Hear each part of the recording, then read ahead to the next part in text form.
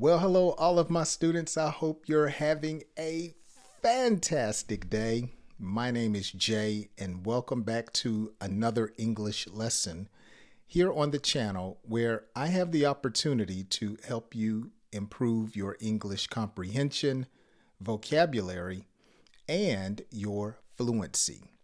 It has been a while since I have done this style of lesson here on the channel where I speak with you, or I actually am going to read a story to you about a particular subject and I let you read my words. Now, if you enjoy this type of lesson, be sure to check out my other channel, Parlay with Jay, and this is what I do on that channel. I help improve your English listening skills.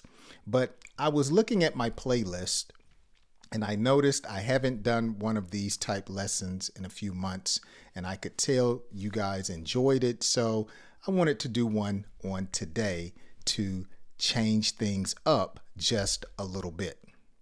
Today I want to read a story to you called or about the Fall Classic. Do you know what the Fall Classic is? It happens every year here in the United States, and it's a pretty big event.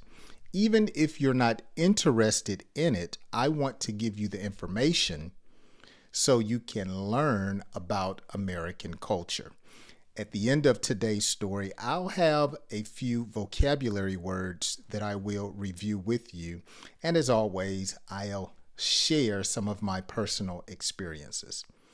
Let's dive into today's story, then some vocabulary words and definitions, and then we'll have a talk.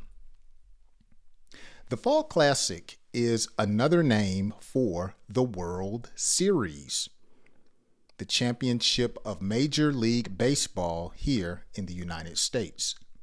The series typically happens in late October, which is why it is called the Fall Classic.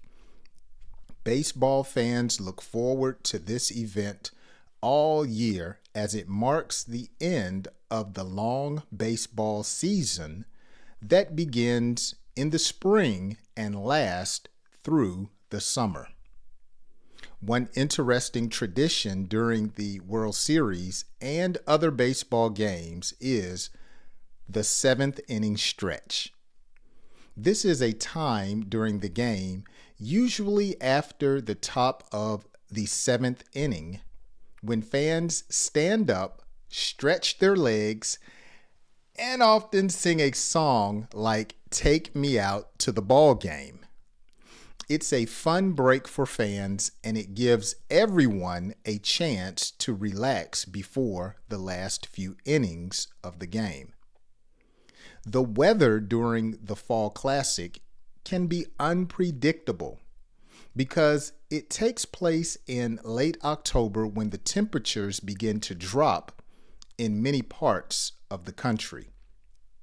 Some games are played in very cold weather, and there have even been World Series games delayed or interrupted by the rain.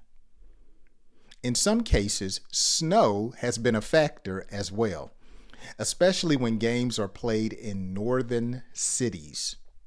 Despite the chilly weather, fans still pack the stadiums, bundled in their jackets, hats, and scarves to support their teams. The World Series is the end of a long season that lasts 162 games for each team, not including the playoffs. This means the players are exhausted by the time they reach the World Series, but they give it everything they've got because winning the championship is the ultimate goal. The series is a best-of-7 format, meaning the first team to win 4 games takes home the trophy. The Fall Classic is not just about baseball on the field. It is a huge event for the cities involved, bringing fans from all over the country to the stadiums. It's a celebration of what is called America's pastime, and winning the World Series is one of the highest honors in sports. All right, so living here in the state of Georgia, the World Series has come through Atlanta a few times. Unfortunately, I have never been to a World Series. I know some people that have been to a World Series, but I just have not had the opportunity to go, nor do I have money I would like to spend on those expensive tickets. Something that is expensive, it costs a lot of money.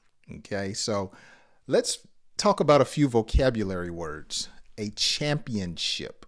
Championship. So, a championship game is the final competition that is determined between usually two teams. My glasses are pretty dirty, but a championship usually is played in all sports, whether it's soccer, basketball, baseball, track and field. You're usually going to have some type of competition to determine who's the best. And the championship is usually what it's called. So you might say the team celebrated after winning a championship. Or you might say Jay didn't have the money to go to the championship game. All right, another word, pastime. So baseball is often called America's pastime. And I believe this was probably true back in, I would say, maybe the 40s and 50s and 60s, maybe even the 80s. But in my opinion, I think in this country, it seems like football is America's pastime. You have football on Monday night. You have football on all day Sunday. You have football on Thursday. You have football on the weekend with colleges. You have football with high school teams on Friday. So it seems to me that people in this country enjoy American style football. Though football is called soccer in other countries, I believe that football that's played with the pigskin, as we call it, is America's pastime in our day and time. That's just my opinion. Another definition, stretch, okay? To extend or straighten one's body to relieve tension. Now, in baseball, the games used to last about 3 hours long, if not longer.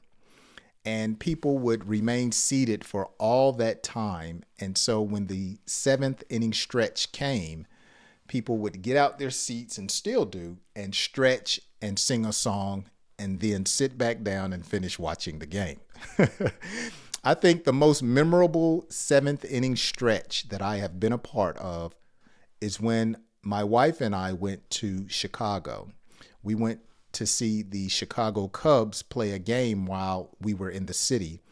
And that was probably one of the most memorable baseball games I've been to. Earlier this year, I was in St. Louis, and that was very memorable. But it was something about that game in Chicago. I think that was my first time going to a ballpark. So you have stadiums, and now what is more popular are called ballparks. They're smaller, more intimate playing fields, whereas a stadium is large. So the playoffs are on now. The Yankees, the Mets, the New York Mets, the New York Yankees, the Cleveland Guardians, they play in stadiums. Huge, because the cities are large. But the Atlanta Braves, let's see. There are a lot of other teams, they play in ballparks. Chicago Cubs, the Cardinals, they're smaller, more intimate. I prefer the ballpark. Another vocabulary word from today's story, and I failed to mention, I'll put the story down in the comment section for you. Or the description of today's video. Unpredictable. Remember when I talked about the weather being unpredictable? Something that is uncertain is unpredictable. So in the story, we talked about weather being unpredictable. Some people are unpredictable. You don't know what they're going to do. Some pets are unpredictable. You don't know if they're going to come, sit, or stay. They're unpredictable. And finally, ultimate. So we talked about in the story how the championship is the ultimate game. So something that is ultimate is the greatest, the most extreme. Okay, so you might say reaching the final game was the ultimate achievement for the team. Okay, ultimate, the best, the highest. So these are some words that you can practice, as well as you can watch this lesson again and watch my words as I speak. Well, I hope you have enjoyed today's lesson. Again, it's been a while since I've done this type format here on the channel. But if you enjoy them, be sure to check out my other channel, Parlay with Jay, and I have some fun videos for you there that you can listen to and improve your English. Well, as always, thanks so much for hanging out with me. I hope you have enjoyed today's lesson. As always, if you know someone trying to improve their English, be sure to share today's lesson. And as always, I hope you join me on my next English lesson.